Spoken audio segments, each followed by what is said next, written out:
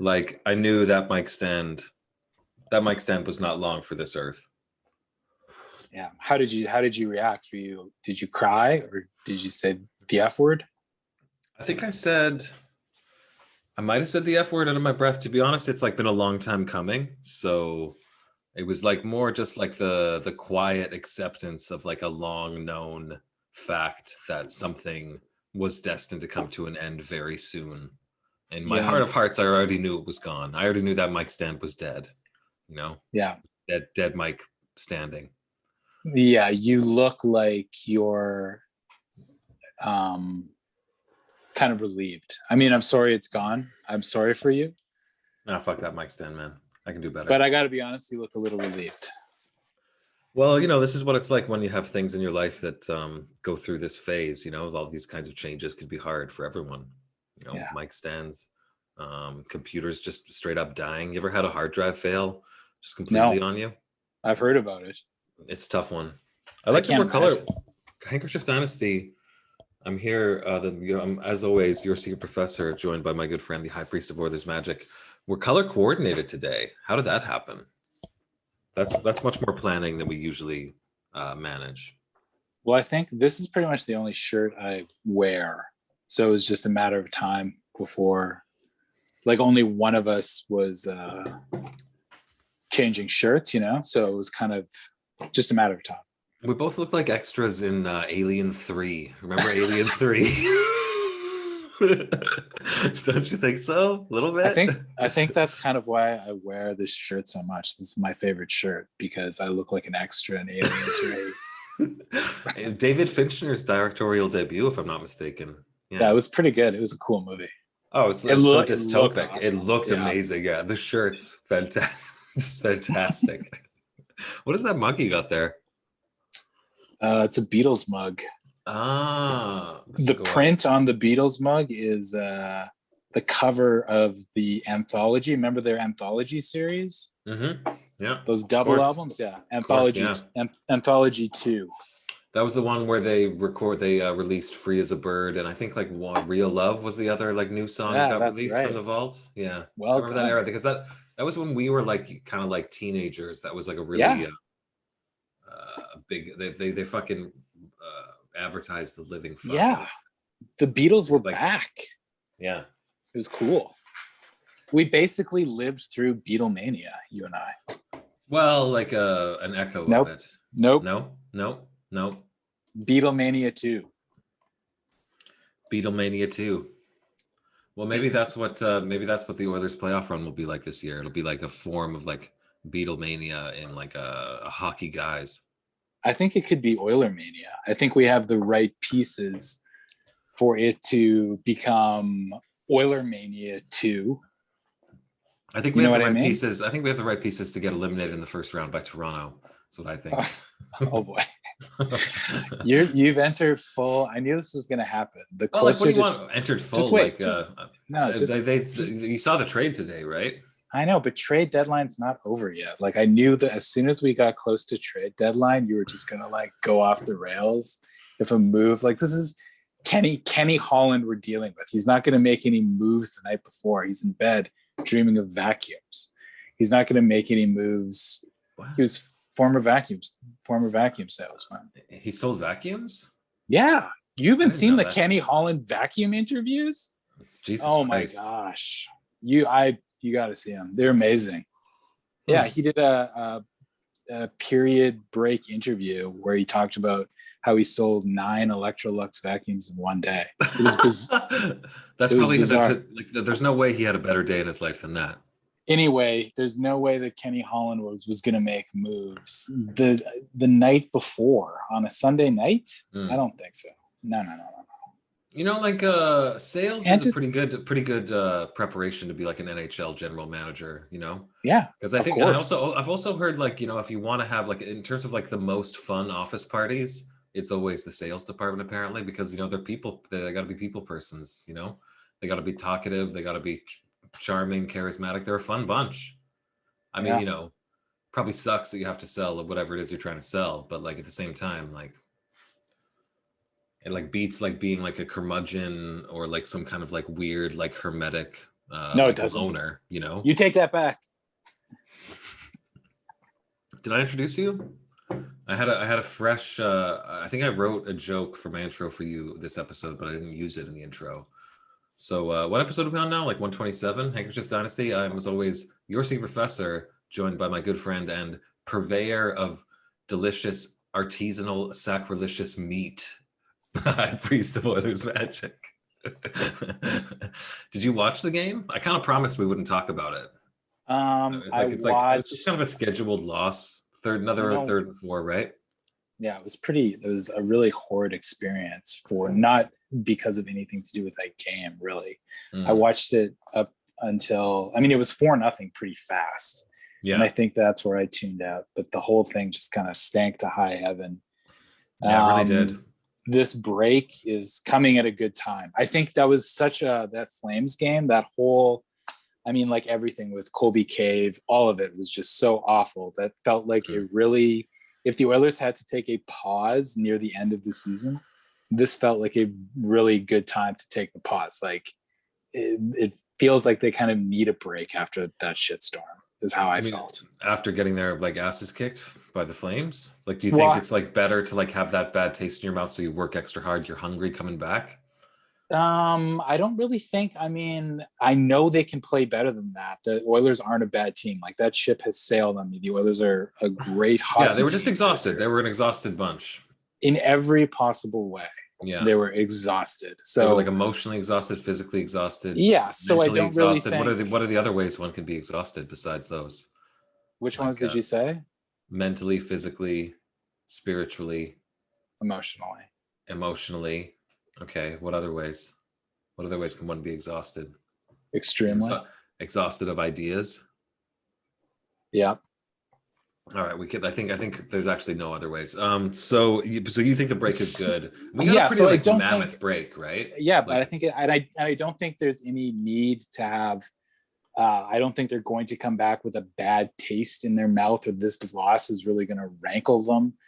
I think it was just like the NHL has kind of like, it feels as though it's kind of, the whole league is kind of stumbling right now, and I think now is a good time to just like, maybe if you're able to get out of it for a second and just be like, whoa, you know what, we have a break here. It's going to come at a better time. So they'll just like kind of do their own shit, recharge. And then it's basically like the end of like the little stretch run and then right into the playoffs. So, and possibly right into the playoffs for the Oilers. Who knows? Could be not much time in between. But anyway, I think this is a good. You think we we got fucked over a little bit with the way they calculated the play-in and all that last playoffs. Yeah. Do you think we're gonna get fucked over with just our schedule just being so ridiculous that we have no gas whatsoever left when the playoffs start?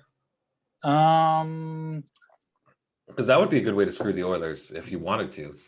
Yeah, maybe. Why would anyone want to screw the Oilers? It would be a great excuse too. Like if we had a shitty playoff performance, you're like, well, we were exhausted, we're just out of gas, you know? Yeah, there's no such thing as a great excuse. No, there's excuses that are paltry. There's excuses that are weak. We ran out of gas. Then there's excuses that have like legs. There's excuses that you can like wrap yourself in like a warm blanket, you know? Yeah, I suppose. Holding your mug of hot cocoa, sipping away. I think that... You think we should aspire to something other than just excuse making? You think well, we should be human beings, damn it? I think I'll start, maybe we got messed up because of the Hawks, that whole situation, but we also played like crap against the Hawks. Like that's why the Oilers lost. Like if we had beaten the Hawks, we wouldn't be saying that like it sucked. You know what I mean? The Oilers played terrible. We didn't get screwed over by anyone but like the Oilers. Anyway, fair enough. Yeah, I just think this is a good time for a break, essentially. Yeah, it's quite a lengthy break too. Yeah, good. I'm glad. Yeah, it's good. And then who do we play coming back? The Canucks, and who knows what kind of team that's going to be. Like that's so messed up. They could be completely fucked. I'd be shocked if they were anything less than completely fucked, to be honest. Well, there's a part of me that, I mean, It's a fucking lung disease, for Christ's sake. I know there's a part of me that really is, it's going to be hard to root against the Canucks once they come back, because I don't think they're going to have all their guys, and they're going to have some guys that are, a lot of guys potentially, that are like guys from the minors and stuff that are just suddenly thrown into like a stretch run at the end of the season. Do you in the really NHL? root? Can you root for someone that you just like have doubts should even be participating? You know, like I mean, like if Well, you're just like, oh well, it's nice. You're cheering. Can you cheer for someone when deep down you think, you know what, they shouldn't even be forced to be here? I don't think I you know, can. well, they're hard to root against. A team like that is hard to root against. Yeah, yeah. You pity them. Yeah, I suppose. But I mean, like, it's just crazy that that's the situation. Like, I guess that's the solution to the problem, is they're just going to throw a bunch of guys. I mean, it's a solution, I suppose, but the whole thing is just so wacky and awful. Yeah. That's it's going to be crazy when Vancouver starts playing again. They're going to get a lot of attention, I think, from the sports world, because it's a crazy situation.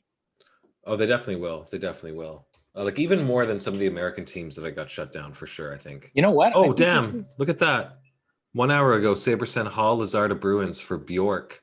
Oh, yeah. Second rounder. That. They fucking traded for Icelandic singer-songwriter Bjork. That's a brilliant move. I fucking love Bjork. Do you Jesus Christ. You don't? No, not really. Wow, you're weird, man. Although there are guys, the guys that like Bjork too much are way weird. I'll tell you that much. I just like, I don't really get Bjork. And I don't think it sounds pleasurable. I don't enjoy myself. I don't enjoy listening to Bjork. I just don't enjoy it. Interesting. Yeah. Interesting. So you're a Bjork skeptic, you would say? Yeah, maybe. I mean, other people really like Bjork a lot. And it's not like, I think it's very specifically someone else's thing that isn't me. Like so much else coming from Iceland, you know? Like whale blubber. Yeah. Very much someone else's thing. So that's interesting. Hall is a Bruin. Hall you know what? Did you want to get Taylor Hall back on the Oilers?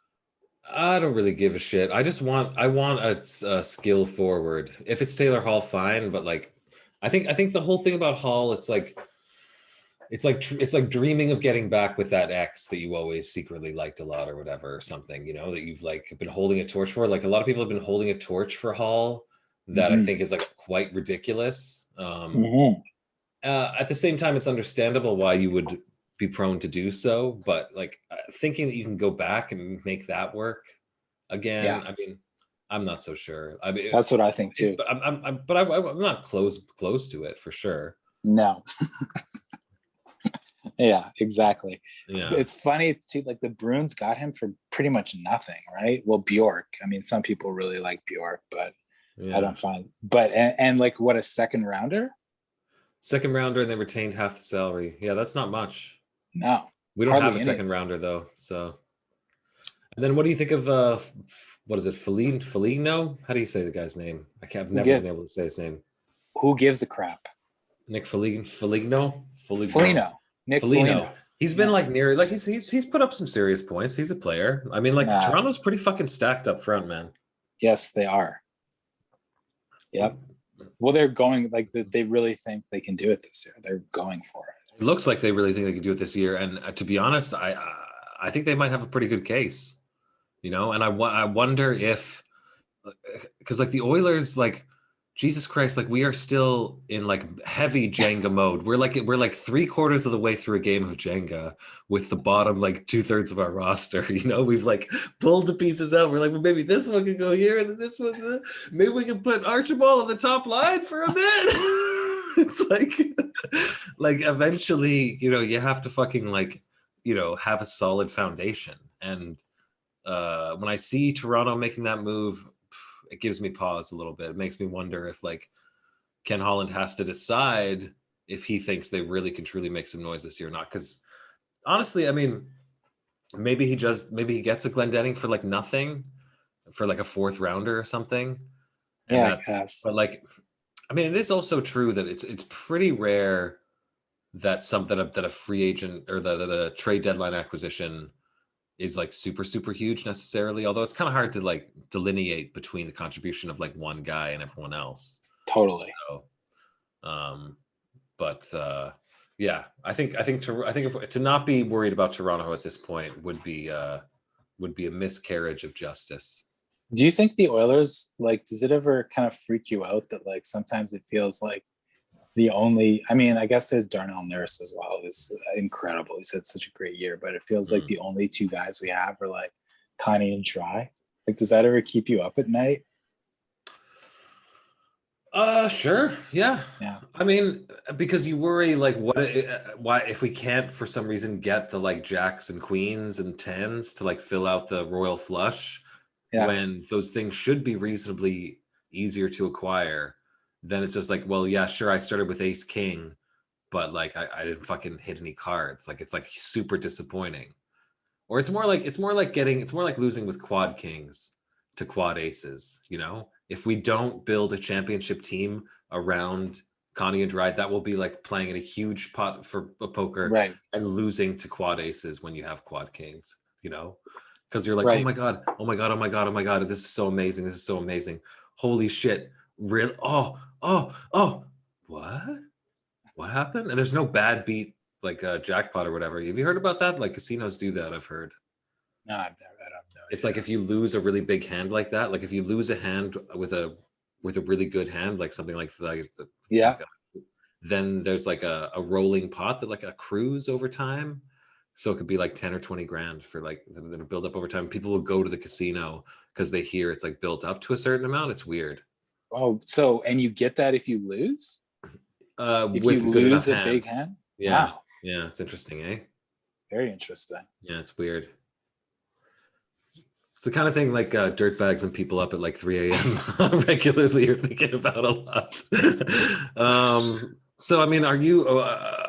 I'm really actually starting to like the sinking feeling that's the sinking. This I have a sinking feeling. Hold on, a feeling Yeah. sinking in. What? Go Yes. ahead. Okay. What do you want to say? Well, I was just gonna say, keep going. You go ahead. You go ahead. I'm worried You about go the ahead. Nuge, man. I think the Nuge might end up walking. You know, I just think it's like a little bit weird that he's not re-signed by now. I You know. know? That's what I've been saying the whole time. It's not good. I mean, it could be nothing. It could just be like a little bit more time adding pressure to like make things move along. But I'm a little perturbed about it right now, you know? And I also wonder if he's like, whereas Cassian is the kind of guy to have a killer year in a contract year and then like not be worth it. I actually think the Nuge is the guy to have a quiet year in a contract year, come back stronger the next year when the pressure is off or when like the focus is off. Like he's kind of like a weird Zen kind of mental kung fu gymnastics type guy who I think is Totally. like very, very particular, really, really steady. You know, he's a steady Eddie. He's even Steven, you know, for the most part. And he's been a good fucking soldier through a whole bunch of nonsense here, man. So Yeah, but so I what? kind of think they should just pay him a little bit, like, or just be willing to pay him like an extra 100 grand just for putting up with like however many years of nonsense. Yeah. Like, what's the Well, premium? What's the premium I'm putting up with a decade of nonsense? You think? Is yeah. it like, Well, let's I say don't two know. grand per year of nonsense, 10 grand per year? I Say mean, you 10 tell grand per me. year. Like you and I have both had like several decades of nonsense, and we've received like diddly squat for our pain and suffering, right? That's probably true. Yeah. And like, if I was to demand more money because of my years of suffering, they'd be like, hey, "Get the fuck out of here." You know what I'm saying? Yeah, that would So derail like, any salary negotiation, probably. yeah. So I don't really think. I don't know. Yeah, I don't know. I think it might be too weird for Nuge to continue playing here. It's kind of how I feel. Hmm. Yeah, I, maybe. I think But Nuge here, might. I this is don't the know, but the thing. other This is thing the is thing. like, where is Nuge gonna go? Like, where? Like any hockey player right now who finds themselves on the Oilers, to me, would be like, "Holy crap! I'm playing with McDavid and Draisaitl. Like, I know Yeah, my career's I not can gonna tell you. last forever. There's no place I'd rather be than playing with these two guys. Like, I've made it to the pros. You want to play with the best players on the planet, You know what I mean? Just because it seems intuitive to us and it's repeated a lot doesn't necessarily make it true. I also think there's a stone cold guarantee, because think about some of the people fucking running NHL hockey teams out there, man. There's a wide array, a wide swath of personality types, okay? And there is, I guarantee you right now, at least one to two, maybe three, but let's say one to two general managers with a huge fucking hard on for Ryan Nugent Hopkins right now. Of course. And they're like, I love his defensive conscious, but they're already writing the script in their head about how they justify signing him to a huge contract. So he might get $7 million from somewhere, like for like say 7 million 3 years or something, you know? Yeah, but what I'm saying is, if he goes somewhere else, he's going to be playing with like a bunch of schmucks that aren't Connie and Dry. Like, why would you do that to yourself? How could you be so foolish to go get? I mean, I guess you're going to get more money, but you're Nuge. Like, what are you going to do with all this money, Nuge? Like, you have enough. Nuge doesn't need more money.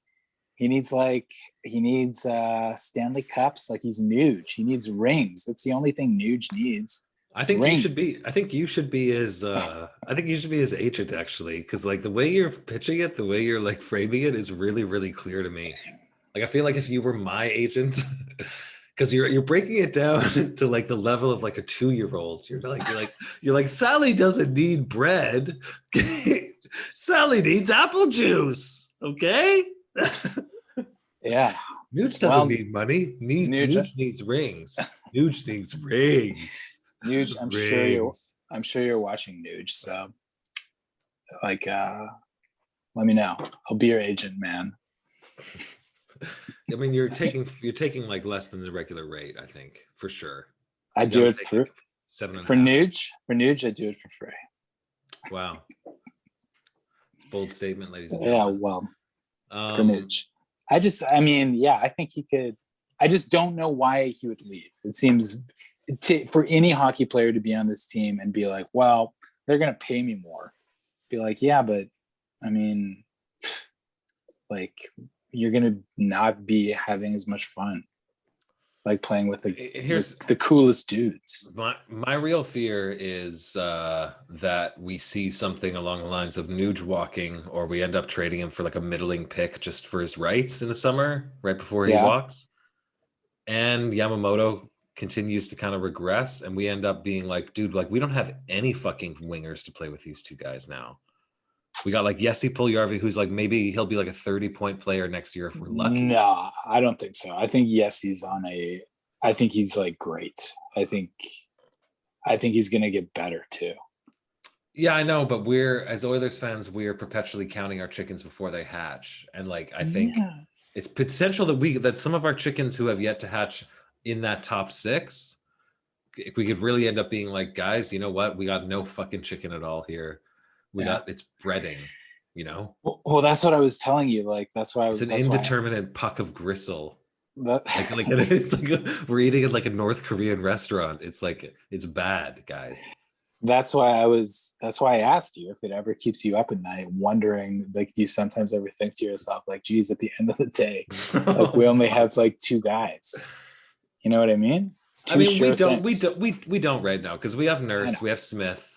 Those guys right now this year are sure things, I feel. Yes, sure. And we have a lot of other good players. I really think the issue is a little bit of a logjam with like bottom pairing, like defensive guys, and a dearth of forward depth still. Not overall forward depth in the way that we lacked like scoring forward depth before, but more just like utility depth, like special teams guys, face-off guys, and then high-end we need one high-octane fucking V8 engine motherfucker on somebody's wing. I just want to see some winger out there who's like flying into the zone dangerously, you know? Totally.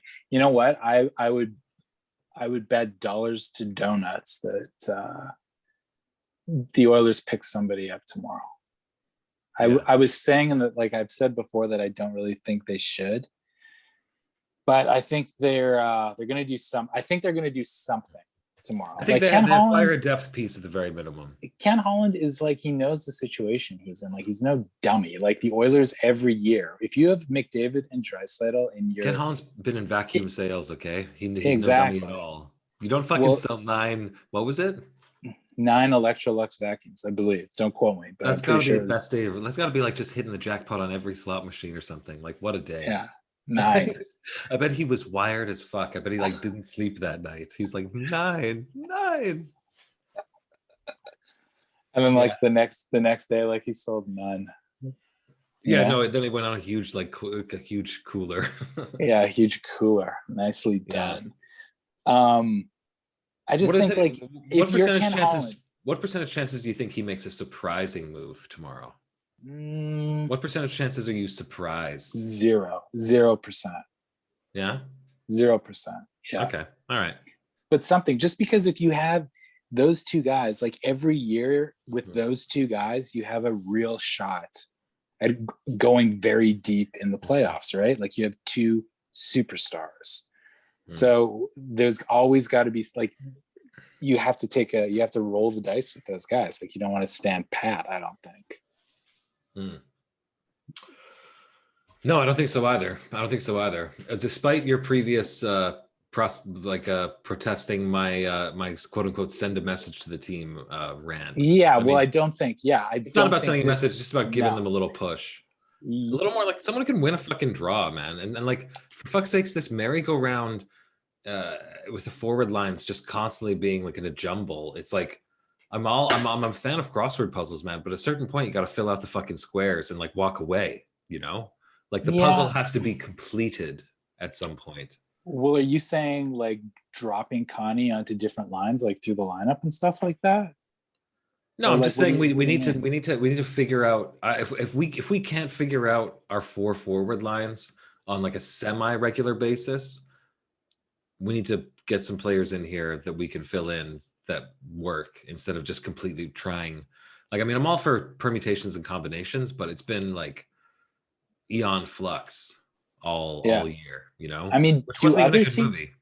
Do other teams do that? Where they're just like, or do other teams have like 4 lines that like for the entire season it's just like no, they mix the lines up all the time, but I feel like we've really been reeling in terms of like I can't even remember us having like 2 lines stay together for like a few games in a row lately. Aren't we one of the teams with like the most goals in the league though?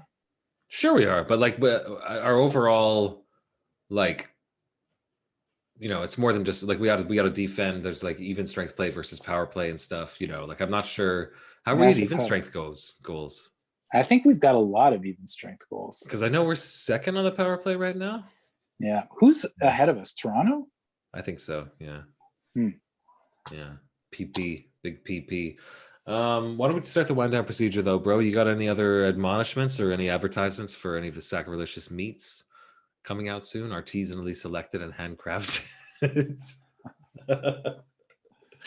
Yeah, we have if you want to swing by the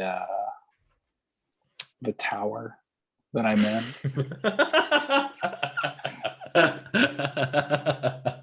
On the ground floor in the lobby of the tower, there's a herbed bologna.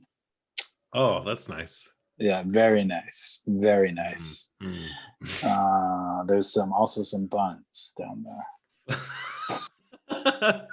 That sounds great. Okay, everybody. Well, you know where to go. When you're finished eating your herb salami or urge bologna and buns, please visit us at patreon.com/handkerchief dynasty to find all of our fun content and achieve some fun content of your own. I think everyone should be contented at all times, if at all possible.